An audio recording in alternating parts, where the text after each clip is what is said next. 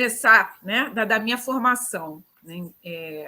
Quando eu terminei a faculdade, já fazem muitos anos, né? Estamos falando aí da primeira metade dos anos 80 do século XX, não havia estudos de pós-graduação sobre África no Brasil, né? E eu fui selecionada, essa é uma história que foi muito importante na minha vida, para fazer um mestrado de estudos de África, que era um mestrado que ficava no México. Aliás, fica no México, ainda existe, né? É o mestrado do Colégio do México. E esse mestrado era um mestrado que tinha sido criado sob os auspícios da Unesco para formar pesquisadores latino-americanos nessa grande área dos estudos africanos, né? Reunindo pesquisadores não apenas de história, que era o meu caso, mas de letras, de geografia, de economia. Então, essa foi minha primeira viagem, mesmo, primeira viagem da vida. Né? Quando eu terminei a graduação, um ano depois, eu fui fazer o mestrado em estudos africanos no México. E nesse mestrado, eu estudei com muitos professores africanos, como era um mestrado estimulado pela Unesco, né? Aqueles anos 80, em que a Unesco era coordenada pelo senegalês Amadou Mbow, eles tinham um empenho grande que professores e professoras africanas fossem a esses cursos, né? E que a gente, além de estudar o conteúdo, tivesse contato com esses estudiosos do continente. Eu estudei com esses professores africanos e não africanos, e essa foi minha primeira viagem para o exterior e minha primeira viagem de estudos. Depois dela, eu estive no continente africano, em viagens de trabalho, e também em viagens para visitar amigos. Eu estive em Luanda, Angola, eu estive em Maputo, Moçambique, e no entorno de Maputo, eu estive na África do Sul mais de uma vez, eu estive no Senegal, estive na Tanzânia. Gostaria de ter estado em mais países. Esses são os países que eu conheci, mesmo assim não conheci o país todo, conheci algumas cidades e o entorno dessas cidades na maior parte do tempo. Isso tudo foram essas todas, né? Essas viagens foram experiências muito importantes, tanto para a minha vida pessoal quanto para a minha vida profissional. Para a minha vida pessoal, porque me abriu esse horizonte, né? Esse horizonte de contatos, né? De conhecimentos, de amizades, de laços de afeto que estabeleci com pessoas e lugares do continente africano. Do ponto de vista profissional, porque além dos documentos que eu pude pesquisar, das imagens que eu pude ver, né, dos lugares que eu pude visitar e que eu incorporei como conhecimento, eu tive acesso a materiais e a informações que eu não teria acesso aqui no Brasil. Né? Pude perceber com muito mais nitidez essas pontes, né, que nos ligam à África, essas nossas fortes relações que são vivas no continente africano.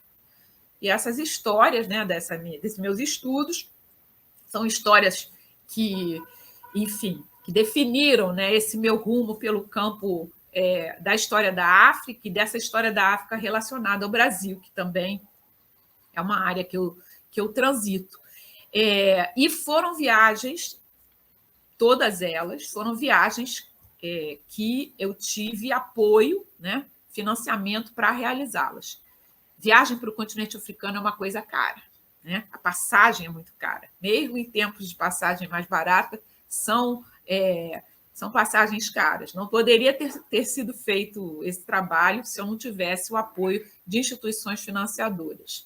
Tanto instituições financiadoras ligadas ao governo brasileiro, né? Ou seja, financiamento do povo brasileiro, e por isso eu procuro, né, retribuir e compensar com o meu trabalho todo esse investimento que foi feito na minha formação, e também viagens que eu fiz financiada por instituições estrangeiras que se dedicam e dedicavam ao fomento das relações Sul-Sul.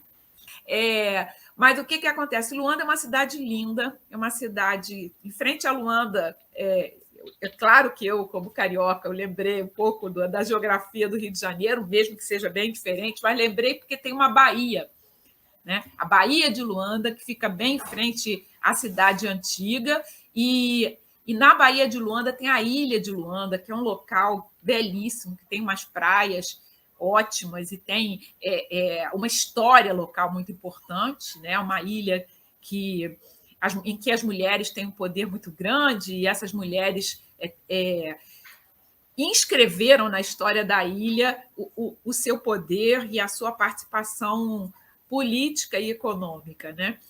E hoje em dia a ilha é um local turístico, mas ainda mantém essa área das populações nativas com a presença dessas mulheres na chefia das suas casas.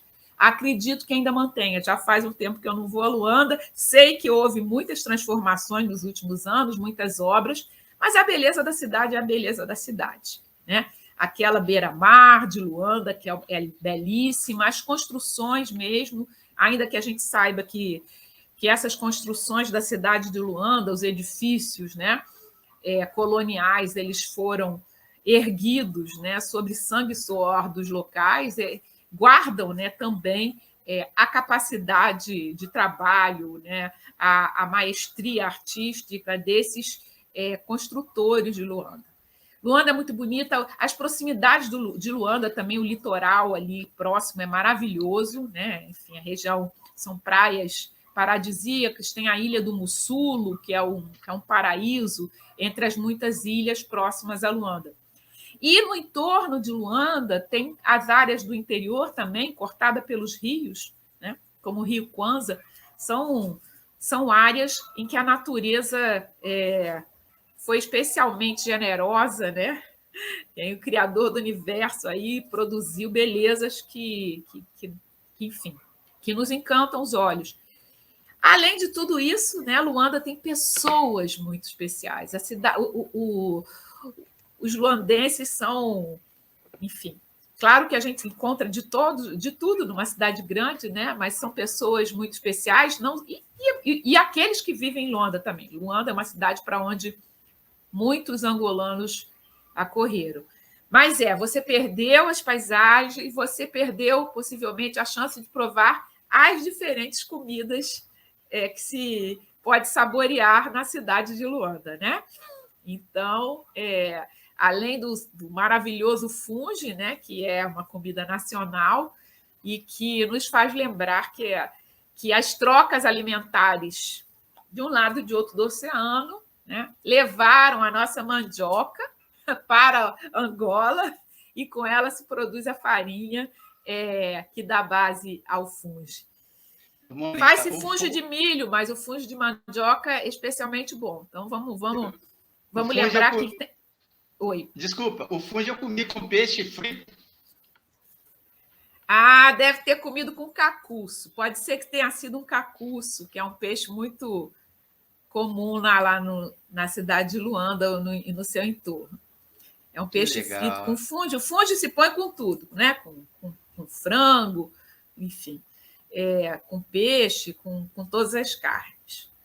Mas isso, você perdeu. E fora isso, Luanda, se a gente for parar para conversar, opa, é uma cidade onde o povo tem história para contar. Isso lembra as nossas Minas Gerais, né? Também, que a gente senta e conversa comprido, né? Histórias. Enfim, os escritores em Luanda. Luanda tem uma literatura poderosíssima. Tem o Luandino Vieira, que escreveu um livro sobre a cidade, que chama Luanda, assim mesmo, com 2 U's, que eu mega recomendo aí para quem se interessar, conhecer um pouco mais dessa paisagem, dessa cidade lida pelo olhar poético e apaixonado do Luandino Vieira, que até no próprio nome, esse autor carrega a marca da cidade. Vou contar para você, isso tem a ver com a minha viagem a Luanda, a minha primeira viagem à África, que foi para Luanda justamente, mas tem a ver com uma trajetória de pesquisa que leva anos e que eu ainda continuo nessa trajetória, né? São aquelas pesquisas que são pesquisas de uma vida.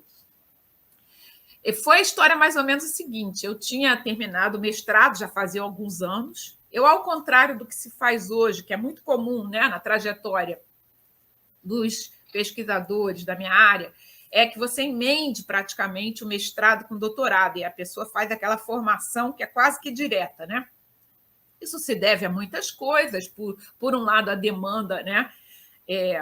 No mundo do trabalho por pessoas, né, com a pós-graduação, e, por outro lado, porque as pessoas também não encontram trabalho logo e continuar os estudos é uma forma de se manter em atividade na área que escolheu se formar.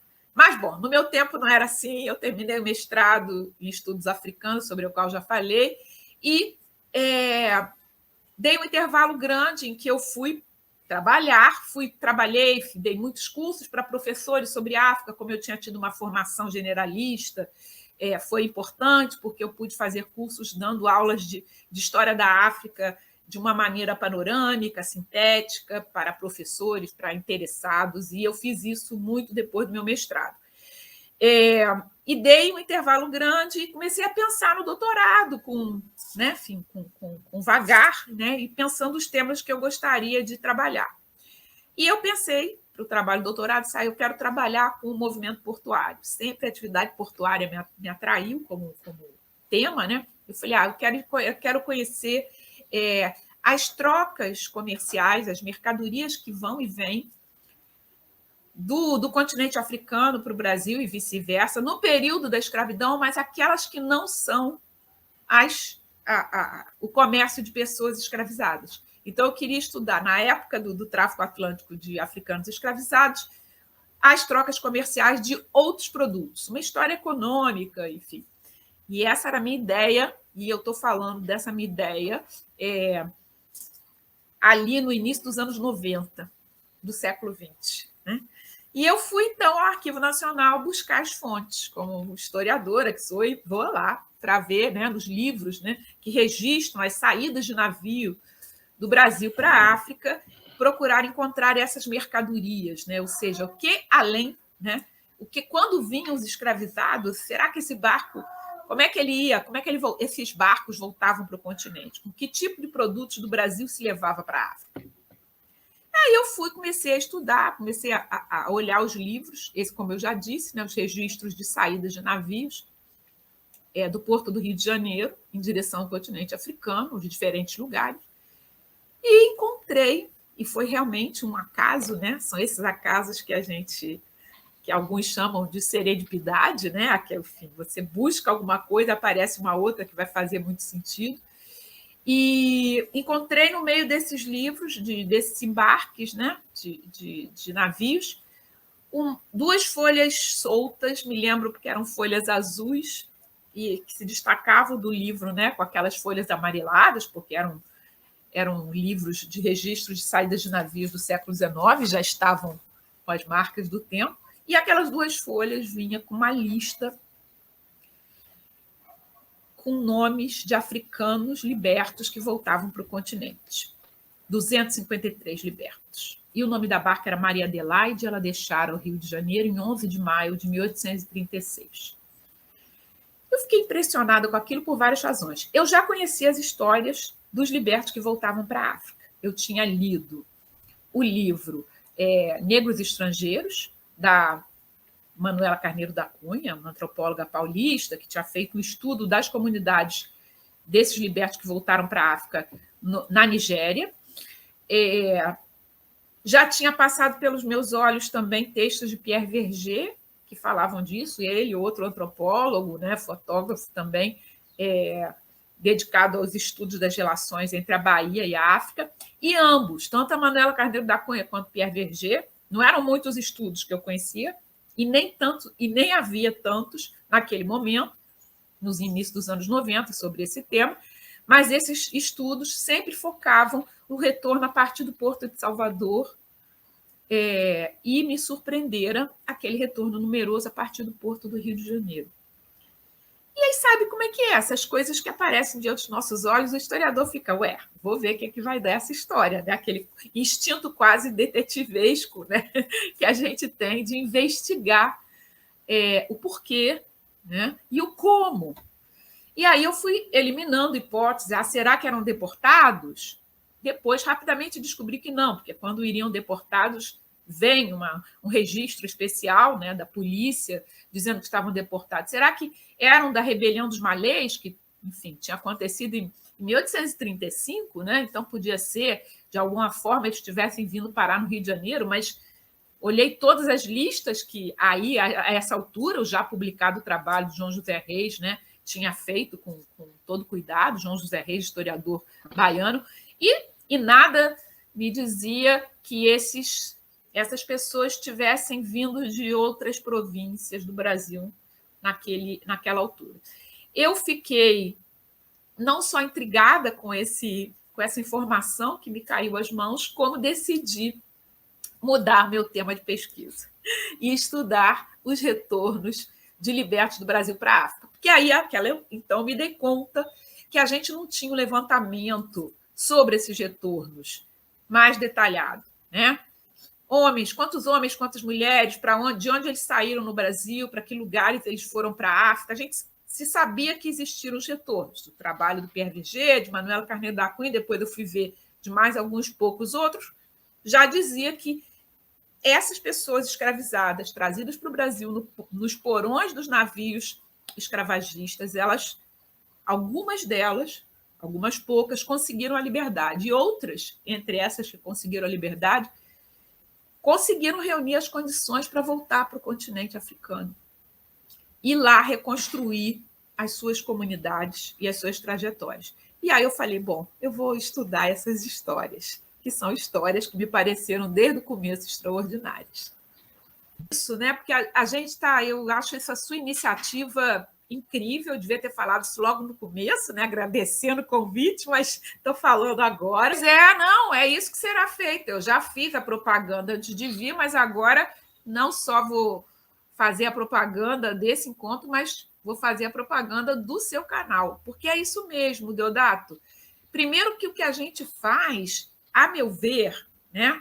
Hoje em dia, em história, o pessoal fala da tal história pública, né? Para mim, toda história tem que ser pública, né? Toda história deve ser compartilhada publicamente. Essa história, evidentemente, estou falando dos estudos de história, né?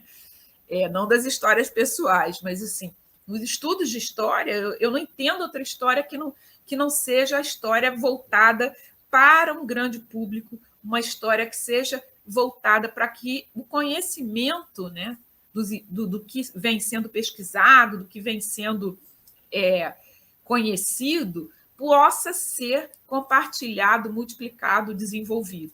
Né? É esse sentido. E esse teu espaço, esse espaço que você criou, é isso mesmo. Para que a gente venha aqui e conte, né, o que a gente tem pesquisado, estudado, conhecido, porque fica aquela frase, Deodato, que virou quase que, né, um chavão, assim, que a história que a história não conta. Então, mas isso a história não conta. Tem muita coisa que a história já vem contando, já vem descobrindo, mas que ainda não chegou às pessoas. Não é? Então, tem muita coisa sendo feita. Eu imagino que você aqui conheceu muita gente com trabalhos interessantes, com estudos importantes e que ainda não chegaram ao grande público. Isso tem que ser transformado, tem que ser mudado. Né?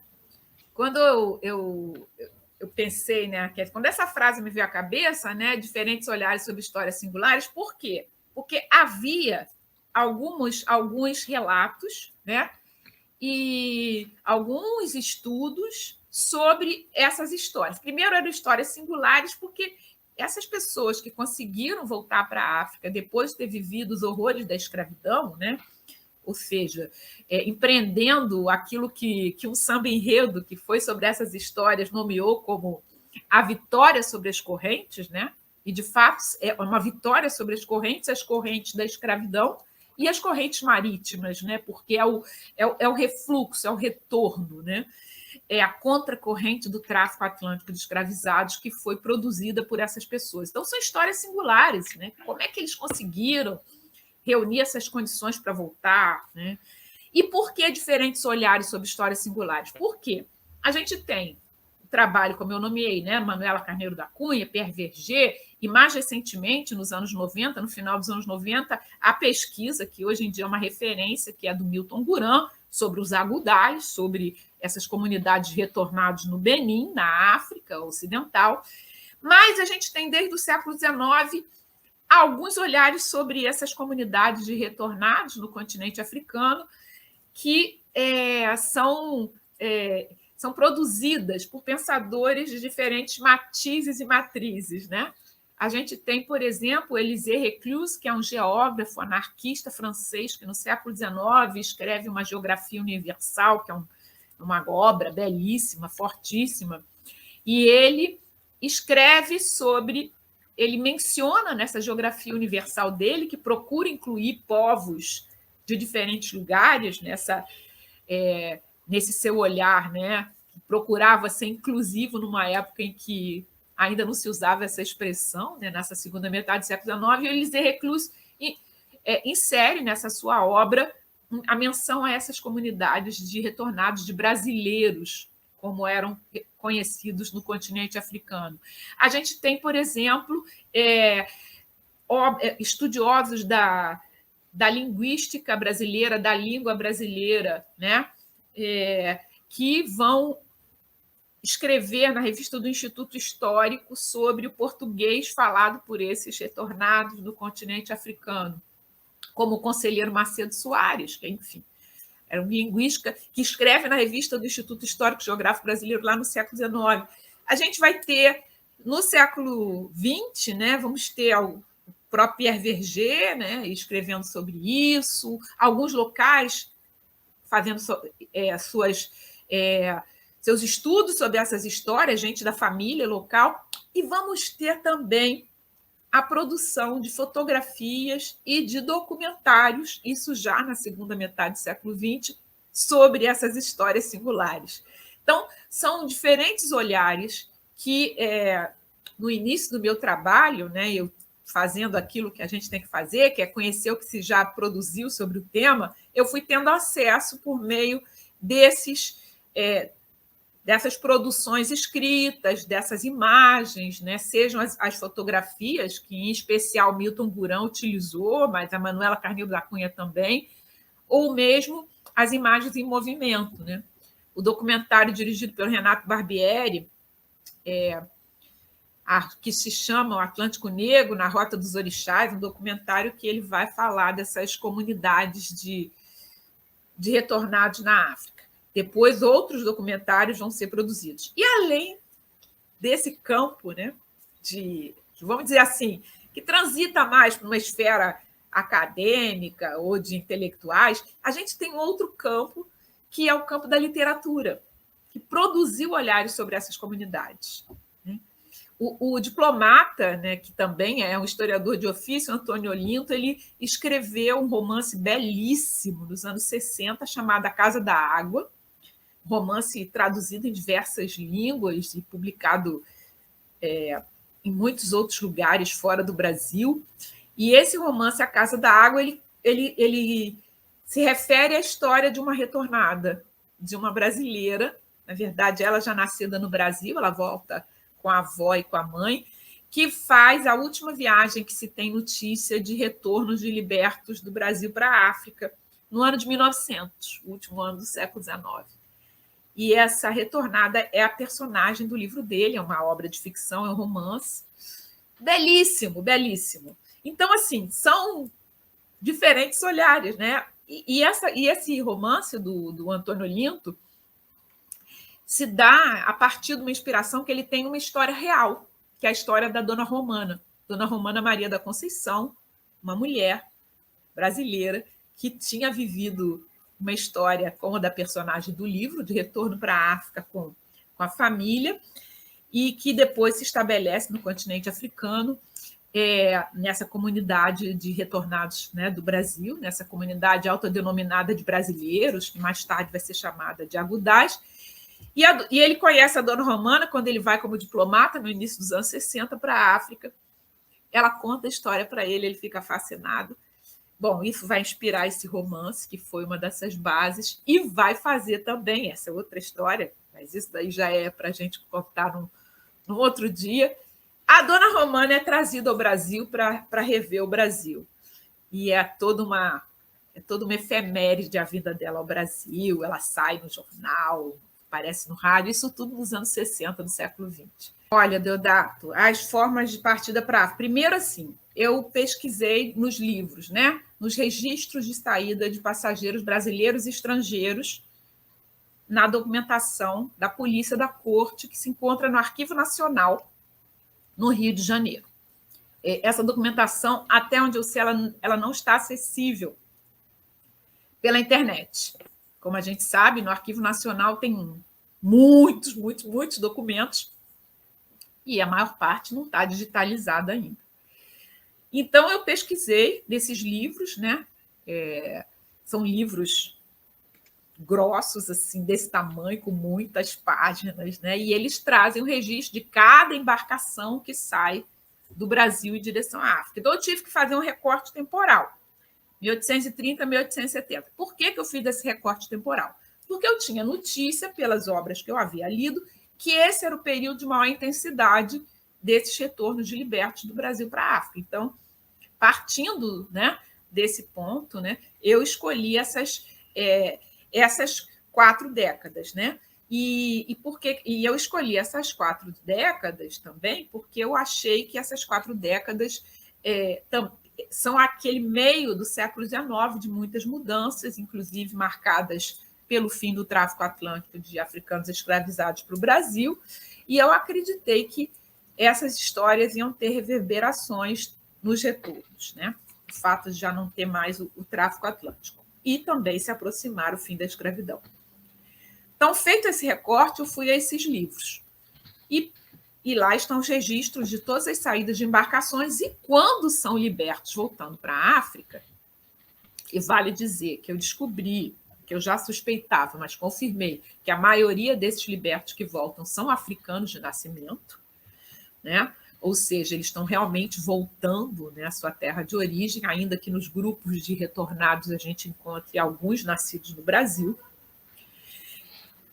E esses libertos, quando eles saem, você imagina, em pleno vigor da escravidão no Brasil.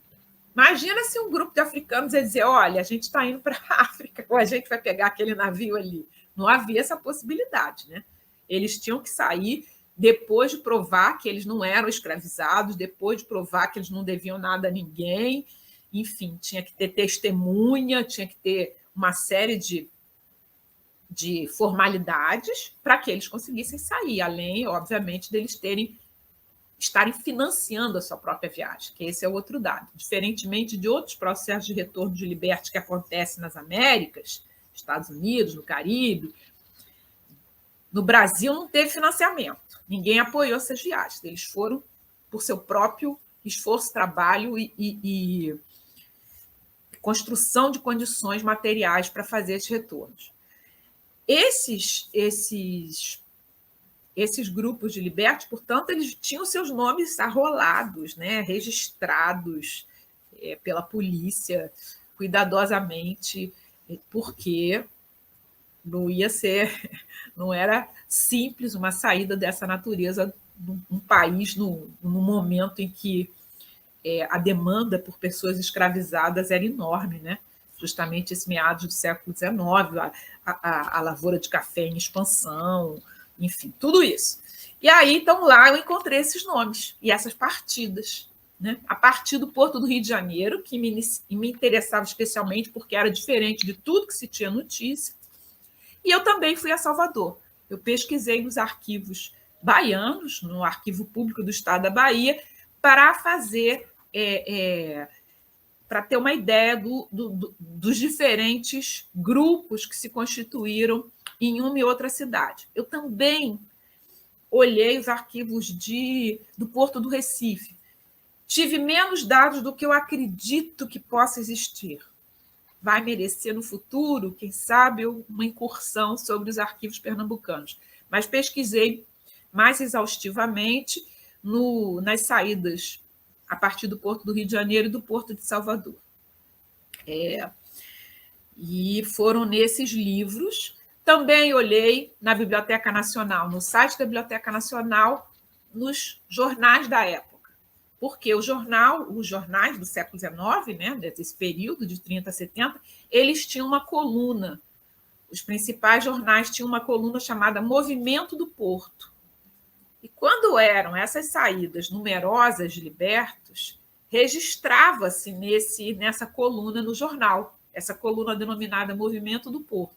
Quando eram pequenos grupos, não. Mas quando era um grupo, por exemplo, como esse, numeroso, de mais de 200 pessoas africanas voltando para o seu continente de origem, de onde haviam sido retirados à força, imagina se não ia sair no jornal, saía lá na coluna Movimento do Porto. Esse retorno, por exemplo, do Maria Adelaide está lá, 234 pretos libertos. Eles nomeavam como preto, né, na referência a africanos.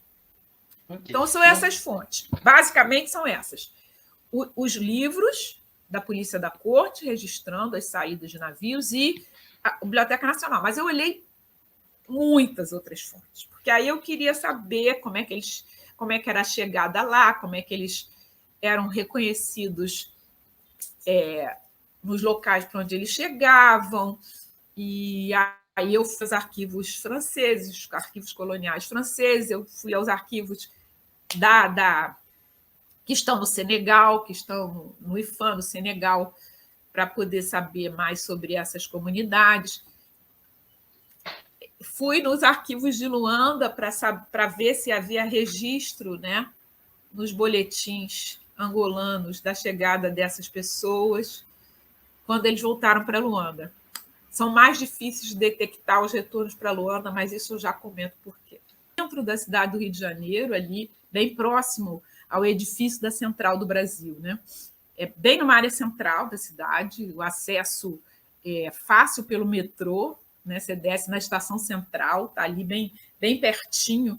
O prédio do Arquivo Nacional é um prédio que foi uma antiga Casa da Moeda, um prédio belíssimo, e ali você faz a sua inscrição na porta e depois tem a ajuda, né, de funcionários para você encontrar o que você precisa. Ali no Arquivo Nacional vão muitas pessoas, inclusive, pesquisar origens familiares.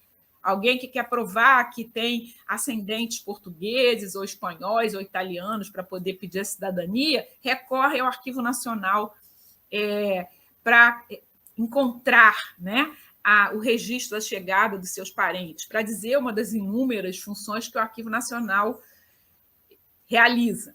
E o Arquivo Nacional tem um site também na internet, tem alguma documentação que está digitalizada, que pode ser acessível para as pessoas de forma online. Esse é o Arquivo Nacional, que tem a documentação oficial, né, da história brasileira, né, enfim, da história, sobretudo, né, dos poderes nacionais brasileiros, né? E se a gente pensar que o Rio de Janeiro foi, durante muito tempo, a capital da colônia, né? Desde os meados do século XVIII, depois a capital do Império, depois a capital da República, concentra uma documentação que diz respeito a várias partes do Brasil. Não pegou fogo, é acessível, é um prédio lindo, vale uma visita, independente da pesquisa, vale conhecer o pátio interno do Arquivo Nacional, é belíssimo, e os funcionários são muito atenciosos e atendem com prazer o pesquisador. E, volta e meia, no Arquivo Nacional se realizam também exposições abertas ao público, gratuitas, em que o visitante pode conhecer o prédio e ainda visitar essas exposições que, em geral, se referem a temas da história do nosso país, né? Enfim, são exposições voltadas para esse acervo do Arquivo Nacional.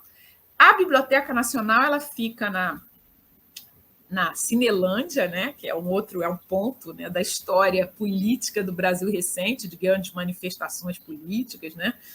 Próximo ao Teatro Municipal e ao Museu Nacional de Belas Artes. Todos esses dados, gente, Arquivo Nacional, Biblioteca Nacional, nos fazem lembrar que o Rio de Janeiro foi a capital da República, né?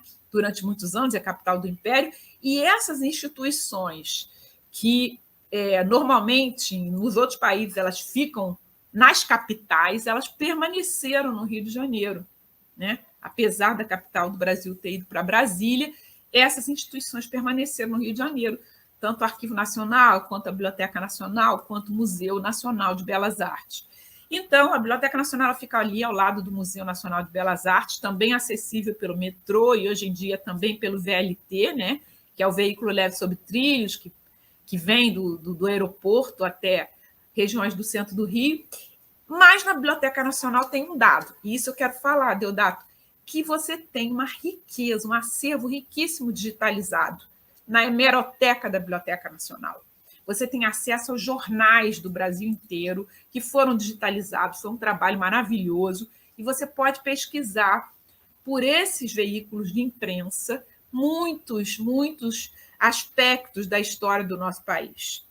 E pesquisador, assim, de qualquer lugar onde ele esteja, né? Porque é tudo online, existem tutoriais de busca nesse acervo da hemeroteca, e é maravilhoso. E não só o acervo da hemeroteca, que diz respeito aos jornais, mas existe também imagens digitalizadas, fotografias maravilhosas, né? Enfim, postais que estão arquivados na Biblioteca Nacional. A Biblioteca Nacional é aquele lugar onde deve ser depositado toda e qualquer publicação, né?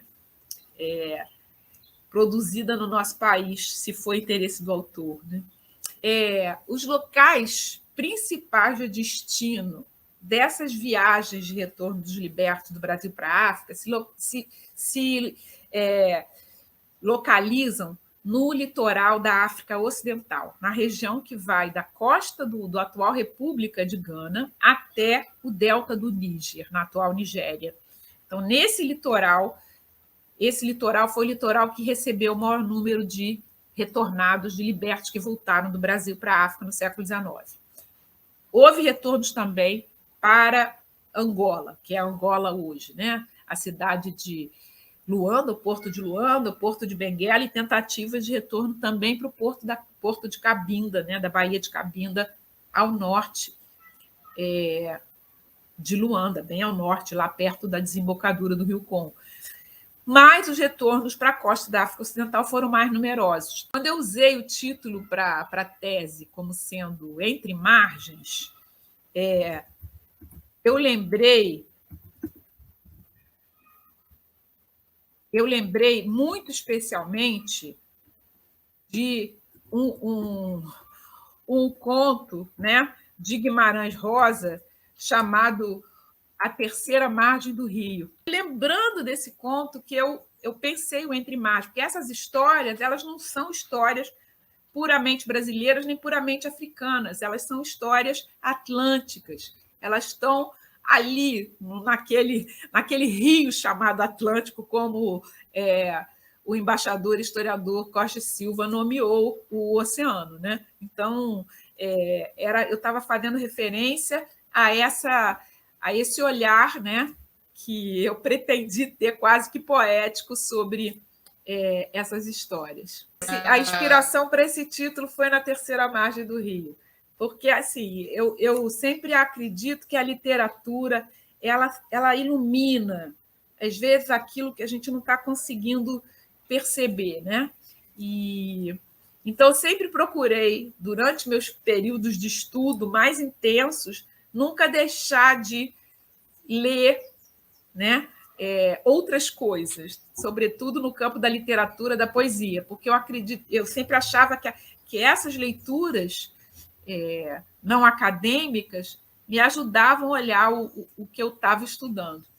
As minhas conclusões, as minhas considerações finais, como você nomeou, primeiro foi que eu estava começando a conhecer essas histórias, que eu teria que seguir atrás delas, e aí eu tive acesso, graças a uma outra pesquisadora, uma professora da Universidade Federal de Santa Catarina, Beatriz Mamigonian, que me mandou um documento quando eu já estava quase terminando de escrever, falando das tentativas de voltar para a África de um grupo de libertos Congo, no Rio de Janeiro, em que é um dos poucos documentos em que esses libertos escrevem do próprio punho e da própria visão por que eles querem voltar.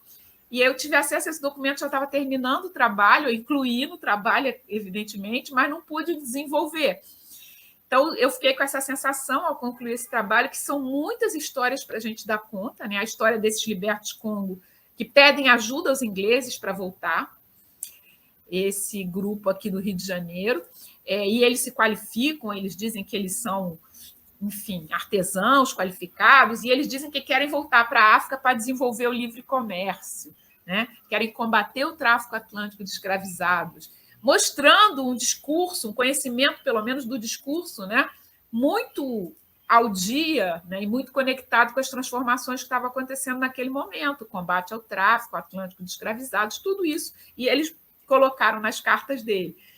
E essas histórias me disseram que eu estava só começando uma pesquisa, e de fato, né, isso aconteceu. Enfim, tenho, né, mais de 20 anos pesquisando, escrevendo, né, e segui depois da tese, publicando, né, enfim, falando sobre o que eu mais passava a conhecer e a desvendar dessas histórias extraordinárias. É isso. Mônica, muito obrigado. Um abração. As portas, repito, do canal Linha de Divisa estão totalmente abertas para o Laboratório de Estudos Africanos. Tá bom? Um abraço. Um abraço também. Ok.